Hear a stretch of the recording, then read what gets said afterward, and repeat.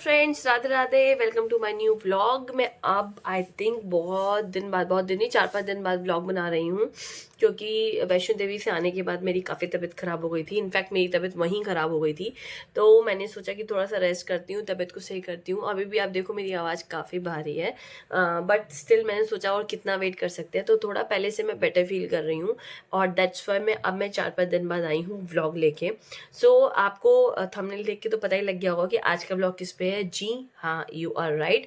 आप लोगों ने जो मुझे भर भर के क्वेश्चंस पूछे हैं माता वैष्णो देवी की ट्रिप पे, भैरव जी पे और अर्धकुंवारी पे, तो आज मैं उन्हीं क्वेश्चंस के आंसर देने के लिए आपके सामने रूबरू हुई हूँ। लेकिन इस व्लॉग को शुरू करने से पहले, जैसे कि मैं अपने हर व्लॉग में कहती हूँ, please do not forget to like share subscribe my channel पे ऐसे ही अपना प्यार देते रहे, खूब सारे यूनिक व्यूअर्स आते रहें, ऐसे ही सब्सक्राइबर्स मेरे बढ़ते रहें। अगर आपको व्लॉग इन्फॉर्मेशनल लगा हो तो प्लीज़ अपनी पूरी फैमिली और फ्रेंड्स में से सर्कुलेट करें, क्योंकि एक ऐसा इन्फॉर्मेशनल व्लॉग है जो आपको हर तरीके की इन्फॉर्मेशन देगा। If you are planning to go to Mata Vaishno Devi with train, specially from Vande Bharat, and definitely channel को सब्सक्राइब करना ना भूलना, व्लॉग को बस लाइक करना ना भूलना, और सबसे इंपॉर्टेंट उसको शेयर करो, सो दैट ये व्लॉग ज़्यादा से ज़्यादा लोगों के पास जाए। एंड ऑफ कोर्स व्लॉग को एंड तक देखना, कोई भी इंपॉर्टेंट इन्फॉर्मेशन हो सकती है जो आपको लगे दोबारा सुननी पड़ जाएगी, सो इसलिए बेटर है कि आप उसको लाइन बाय लाइन सुने। अदर आप स्किप करोगे तो फिर से आपको पीछे जाके सुनना पड़ेगा। एंड प्लीज़ चैनल को खूब सारा सब्सक्रिप्शन दें, खूब सारे लोगों को फॉरवर्ड करें, सो दैट उनको भी ये सब चीज़ अच्छी लगे, और चैनल की मेंबरशिप लेना ना भूलें। और आपको इन क्वेश्चन आंसर्स के बाद भी, इस व्लॉग के बाद भी अगर कुछ डाउट होते हैं रिलेटेड टू माता वैष्णो देवी या श्राइन बोर्ड से रिलेटेड, तो ज़रूर आप मुझसे बात करिएगा। आप मुझे कमेंट कर सकते हैं, या मेरे लाइव स्ट्रीमिंग पे भी आ सकते हैं, तब भी मैं आपके क्वेश्चन के आंसर दूंगी। और अगर आपको ये व्लॉग अच्छा लगा तो इस व्लॉग के नीचे आप देखना एक सुपर थैंक्स का ऑप्शन होगा, तो आप वो भी कर सकते हैं। तो चलो चलते हैं इस व्लॉग में, बढ़ाते हैं आगे इस व्लॉग की जर्नी को, और मैं करती हूँ आपके कुछ क्वेश्चंस को पिकअप और उनके देती हूँ आंसर। मैं करती हूँ आज का पहला क्वेश्चन पिक, और मेरे सामने खुला हुआ है लैपटॉप। सो लैपटॉप में मैं अपने कमेंट्स पढ़ रही हूँ। तो पहला जो मुझसे क्वेश्चन पूछा है, उनका नाम है मुस्कान दुबे। सो मुस्कान आपने मुझसे क्वेश्चन पूछा है, मैम कॉस्ट कितना पड़ा है। देखो, आपने क्वेश्चन में स्पेसिफिक नहीं लिखा कि कॉस्ट किसका कितना पड़ा है, मतलब किसके कॉस्ट के बारे में आप पूछ रहे हो, लेकिन मैं ऐसा मान के चल रही हूँ क्योंकि मैं इस व्लॉग में वंदे भारत के बारे में बता रही हूँ, तो हो सकता है शायद आपने मुझसे वंदे भारत की कॉस्ट पूछी हो, बट कोई बात नहीं, मैं आपको बता देती हूँ, क्योंकि आपने कॉस्ट में मेंशन नहीं किया है कि आप किसका कॉस्ट पूछ रहे हैं। तो अप्रोक्सीमेटली 1665 का आपका एक सीट का बुकिंग होता है फ्रॉम दिल्ली टू कटरा, और जो उसका ट्रैवल टाइम होता है वो अप्रोक्सीमेटली होता है 6-12 8.5 घंटे। सो मॉर्निंग में जो ये ट्रेन होती है वो एग्जैक्टली 6 बजे न्यू दिल्ली रेलवे स्टेशन से चल पड़ती है। इसमें ऑटोमेटिक डोर होते हैं, तो आपको 5-10 मिनट पहले पहुंचना होता है, क्योंकि इसमें वो नॉर्मल ट्रेन वाला सिस्टम नहीं होता कि भाई दरवाजा अगर किसी ने बंद कर दिया तो अंदर से कोई खोल भी सकता है, ऐसा नहीं है। ऑटोमेटिक डोर क्लोज है, तो आपको 5-10 मिनट पहले पहुंचना चाहिए। सब कुछ ऑटोमेटिक है वंदे भारत में।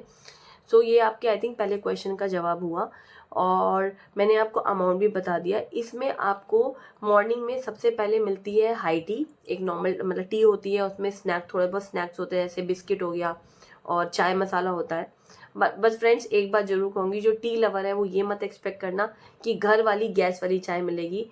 बहुत ही नॉमिनल सी चाय होती है। चाय का मसाला होता है, चाय मसाले का एक पाउच होता है, और वो लोग गरम केटल लाते हैं, बिल्कुल उबलता हुआ पानी होता है, ग्लास देते हैं, उसमें पानी डालते हैं, फिर आप वो चाय मसाला डालते हैं, and you will have it that with that biscuit से खाते हैं। लेकिन बिस्किट बहुत अच्छा है, अच्छी कंपनी का बिस्किट, मतलब प्रोडक्ट सारे ही अच्छे हैं जो वो खाने का सामान दे रहे हैं। उसके कुछ देर बाद फिर वो लाते हैं ब्रेकफास्ट। सो ब्रेकफास्ट में वो देते हैं आपको कटलेट, सैंडविच, मतलब जो भी उस समय का होता है, क्रीम रोल, ऐसा कुछ देते हैं।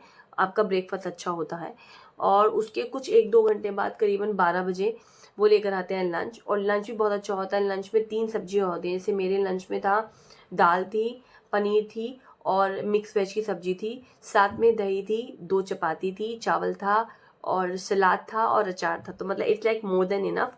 और सबसे अच्छा पार्ट ये है कि आपका जो रेलवे टिकट होता है ना, जिसका रिजर्वेशन टिकट होता है, उसमें ये मील के पैसे जुड़े होते हैं, बट आई थिंक उसमें शायद ये भी ऑप्शन है कि आप उसको लेना चाहते हो नहीं लेना चाहते, अगर आप नहीं लेना चाहते हो तो आप उस बॉक्स को अनचेक कर सकते हैं। क्योंकि मैंने ऐसे 1-2 लोगों को देखा था, जो लोग हमारे आगे बैठे थे उन्होंने मील नहीं लिया था, तो उन्होंने ऑन दी स्पॉट 150 रुपीज़ दे के लंच वाली मील या ब्रेकफास्ट वाली मील परचेज की थी। सो फ्रेंड्स, ये बहुत बड़ा ऑप्शन है। मैं आप लोगों को बता रही हूँ कि आप चाहे तो रिजर्वेशन के समय ही, जब आप बुकिंग कर रहे हो ऑनलाइन, तभी आप चेक कर लें चेक बॉक्स में कि आपको मील अवेल करनी है। अदरवाइज आप गलती से मिस कर चुके हैं या नहीं कर पाए हैं तो डोंट वरी, आपको वंदे भारत में ही अंदर ही ऑप्शन मिलेगा। लेकिन कैश प्लीज़ खुले रखिएगा, वहाँ पे कैश का खुलने का बहुत प्रॉब्लम आता है चेंज का, तो आप वहाँ से भी मील पिक कर सकते हैं। तो आई थिंक मुस्कान, मैंने आपके क्वेश्चन का आंसर दिया होगा, और आपने जितना क्वेश्चन पूछा था उससे ज़्यादा ही मैंने आपको आंसर दिया है। अब आते हैं हमारे दूसरे क्वेश्चन पे। ये पूछा है सगारिका। ओके, हाय सगारिका, आपने क्वेश्चन बहुत रेलिवेंट पूछा है। RFID कार्ड लेने में कितना टाइम लगा? RFID कार्ड लेने में हमें बहुत कम टाइम लगा, अप्रॉक्सीमेटली 10 to 15 मिनट्स, क्योंकि वहाँ पे ना बहुत सारे काउंटर्स ओपन होते हैं, और जो आप RFID लेते हैं वो अप्रॉक्सीमेटली 8 घंटे के लिए वैलिड होता है। जैसे मान लो अगर आपको सुबह मॉर्निंग में चढ़ाई करनी है 6 o'clock, अगर आप रात को 10 o'clock तक लेंगे तो आपके पास परमिशन है कि आपको 6 o'clock तक जो बाणगंगा का मेन डोर होता है वहां तक पहुंचना होता है। उसके बाद उसकी वैलिडिटी, उस RFID कार्ड की वैलिडिटी खत्म हो जाती है। लाइकवाइज हम लोगों को जिस दिन चढ़ाई करनी थी उसके एक रात पहले हम जब पूछने गए यात्रा पर्ची काउंटर, रजिस्ट्रेशन काउंटर पे, तो उन्होंने कहा कि मैम आपको सुबह कितने बजे चढ़ाई करनी है? तो हमने कहा कि हम सुबह 8 o'clock के बाद करेंगे। कह रहे मैम फिर पॉसिबल नहीं है, अगर आप 6 o'clock तक बाणगंगा वाले काउंटर पे पहुंच जाते हैं तो आप अभी ले सकते हैं, अदरवाइज आप मॉर्निंग में आइएगा, 10 मिनट्स में आपको RFID कार्ड्स मिल जाएंगे। सो फ्रेंड्स, एक बात याद रखना, मॉर्निंग में ट्रेन्स आती हैं तो ट्रेन के अकॉर्डिंग रश डिपेंड करता है, अदरवाइज दे आर रनिंग लेन होती है, आप उसमें आराम से जाके ले सकते हैं। So that will not take much of your time. I hope Sagarika ji मैंने आपके क्वेश्चन का आंसर दे दिया। तीसरा क्वेश्चन पूछा है पति पत्नी एंड सिंप्लिसिटी जी ने। चलिए हम इनका क्वेश्चन सुनते हैं। सो पति पत्नी एंड सिंप्लिसिटी जी, आपका क्वेश्चन ये है, भैरव बाबा जाने के लिए रोपवे कैसे बुक कर सकते हैं एंड टाइमिंग क्या रहती है, क्या क्या रहती है? सो आपने बहुत रेलिवेंट क्वेश्चन पूछा है। बाबा भैरव जी पे जाने के लिए जो रोपवे है, आप जो श्राइन बोर्ड की ओरिजिनल वेबसाइट है विच इज www.matavaishnodevi.org, वहाँ जाके आप रोपवे बुक कर सकते हैं। पर पर्सन 100 रुपीज़ का चार्ज होता है, टू एंड फ्रो।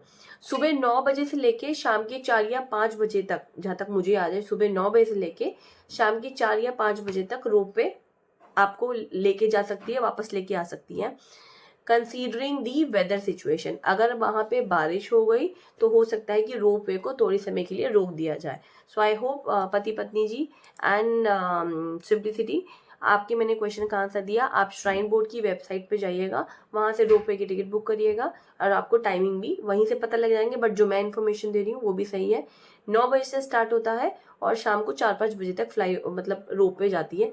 लेकिन एक चीज़ का ध्यान रखिएगा, अगर आप जितना जल्दी जाके रोपवे वाली लाइन में लगेंगे आपके लिए उतना ही अच्छा होगा। अगर आपने वहाँ पे लाठी ले रखी है, मतलब भवन पे चढ़ाई करने के लिए, तो वो लाठी आपके रोपवे के पास ही इकट्ठा हो जाती है, मतलब वहीं पे वो लोग जमा कर लेते हैं, फिर वहाँ पे टिकट चेक होती है, फिर आपको ऊपर रोपवे में भेजते हैं। अब आपके पास 2 ऑप्शन है, या तो आप उसी रोपवे से वापस आओ, भैरव जी से भवन पे वापस आओ, नहीं तो आप भैरव जी से ही पैदल यात्रा करते हुए जो आपका पुराना रास्ता है, जो सांची छत वाला रास्ता है, आप वहां से भी उतर सकते हो। लेकिन फिर जो आपकी स्टिक है वो आपको वापस नहीं मिलेगी, आपको अलग से खरीदनी पड़ेगी, ठीक है। और दूसरा, जो हम लाठी लेके चलते हैं, जो स्टिक सपोर्टर लेके चलते हैं, वहाँ पे ये सिस्टम है कि पर स्टिक 20 रुपीज़ की होती है, तो आप उसे लेके जाओ और उसे वापस जब आप लेकर आते हो, जैसे नीचे से बाणगंगा से आपको मिल जाती है, तो वो 20 रुपीज़ लेते हैं एज अ सिक्योरिटी। जब आप उनको वापस कर देते हो तो आपको 10 रुपीज़ वापस कर देते हैं एज ए सिक्योरिटी, और 10 रुपीज़ वो अपनी अर्निंग के लिए रखते हैं। Coming back to the 4th question, Shilpa Pallav Miki. Hi Shilpa, Shilpa Valmiki, I am so sorry. Hi Shilpa Valmiki, total माता के मंदिर कितने किलोमीटर की दूरी पर है दीदी? देखो ये बड़ा कॉम्प्लिकेटेड क्वेश्चन है, आपको काफ़ी लोगों ने मेरे इसमें जवाब भी दिया है। दो तरह के 3 तरह के रास्ते हैं, आपको पता है। एक पुराना रास्ता है, एक हिमकोटी वाला रास्ता है और एक ताराकोट का रास्ता है। सबकी डिस्टेंस अलग अलग है। तो 13 किलोमीटर वाला वो रास्ता है जो नया रास्ता है। बाकी अगर आपको हाथीमत्था से जाना है, जो पुराना रास्ता है, देखो अर्धकुंवारी तक तो रास्ता सबका ही सेम है, चाहे वो हिमकोटी हो चाहे वो हाथीमत्था हो। हाँ, एक्सेप्ट फॉर ताराकोटा। ताराकोटा बिल्कुल न्यू है और मैंने सुना है कि वहाँ पे काफ़ी अच्छी फूड चेन है और वहाँ पे वो जो घोड़ों की स्मेल जो स्मेल आती है ना, वो भी नहीं आती। तो हम लोगों ने हिमकोटी का रास्ता लिया था।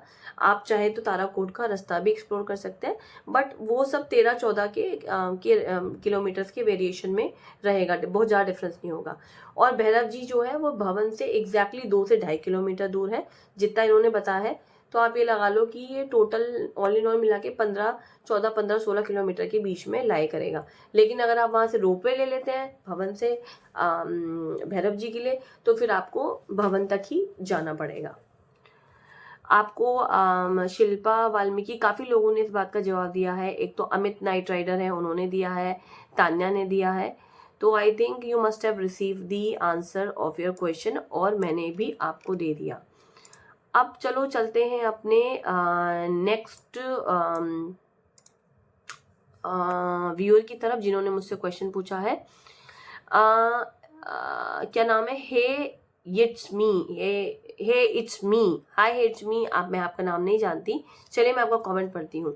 जब मैं गया था सितंबर 2024 में, तब ये मेन गेट अंडर कंस्ट्रक्शन था। काफ़ी अच्छा आगे का देख के बनाया गया है। आई होप दोबारा माता का बुलावा आया और मैं दर्शन करने जाऊंगा। अच्छा व्लॉग था, Jai Mata Di. Thank you hates me, thank you so much. अगर आपको मेरा व्लॉग अच्छा लगा, इन्फॉर्मेशन लगा, चैनल को सब्सक्राइब कर लीजिए और प्लीज़ इस व्लॉग को बहुत लोगों को फॉरवर्ड करें। इन तीनों व्लॉग को करें, मैंने 3 व्लॉग बनाए हैं, डे 1, डे 2, डे 3।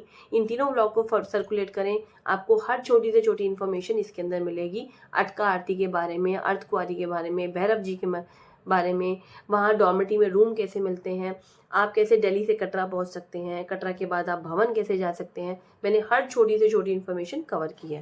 अब आते हैं इस ब्लॉग के लास्ट क्वेश्चन पे, वो है mister I think miss Mansi Sharma. Mansi Sharma ने मुझसे पूछा है गर्भ गुफा का टाइमिंग क्या है, कितना टाइम लग जाता है दर्शन करने में अर्धकुंवारी में। मानसी जी, मैं अर्धकुंवारी गई थी, तो अर्धकुंवारी में आप ही लगा के चलो कम से कम दर्शन करने में सब कुछ, मतलब टिकट लेने में, अपना नंबर लगाने में, ये सब कुछ मिला के आपको 4 घंटा आराम से वहाँ देख के करना पड़ेगा। वो 4-5 घंटे का एक टाइम आप विंडो बचा के रखिएगा अपनी, या तो भवन में जाने से पहले या उतराई करते वक्त। सो वो आपको 4-5 घंटे बचाने पड़ेंगे। इनका ना डिस्प्ले चलता रहता है। मान लो अगर आपका ग्रुप 10 है, तो उस ग्रुप 10 में ऐसा नहीं एक इंसान को भेजते हैं, उस ग्रुप 10 में करीबन 50 लोगों को या 20-30 लोगों को भेजते हैं। तो आपको अपने ग्रुप का वेट करना पड़ेगा। हाँ, उस गुफा के अंदर पास होने का टाइम बहुत ज़्यादा नहीं लगता, लेकिन डिपेंड करता है कि अगर आपके आगे चलने वाला इंसान स्लो चल रहा है तो आपकी भी स्पीड स्लो हो जाएगी। बट आप मेरे हिसाब से 2 से 4 घंटा इतनी विंडो आप अर्धकुंवारी के लिए लेके ही चलें। आपको अगर आपकी ट्रेन है तो आपको कैसे मैनेज करना है, या फिर अगर आप रुक रहे हैं तो कैसे मैनेज करना है। अदरवाइज बहुत अच्छा ऑप्शन है, आप श्राइन बोर्ड की वेबसाइट पे जाएं और अर्धकुंवारी में ही आप गवर्नमेंट अकोमोडेशन ले सकते हैं। तो फिर तो आपका बहुत ही अच्छा रहेगा, अर्धकुंवारी में ही आप रहना और अर्धकुंवारी में ही आप गुफा के दर्शन करना। आप मेरे इस ब्लॉग को रेफर करना, मानसी शर्मा। इसमें मैंने एक बोर्ड कवर किया है और इसी व्लॉग में मैं उसका टाइमिंग तो नहीं बता पाऊंगी। उस बोर्ड में प्रॉपर गुफा दर्शन के टाइमिंग मेंशन है।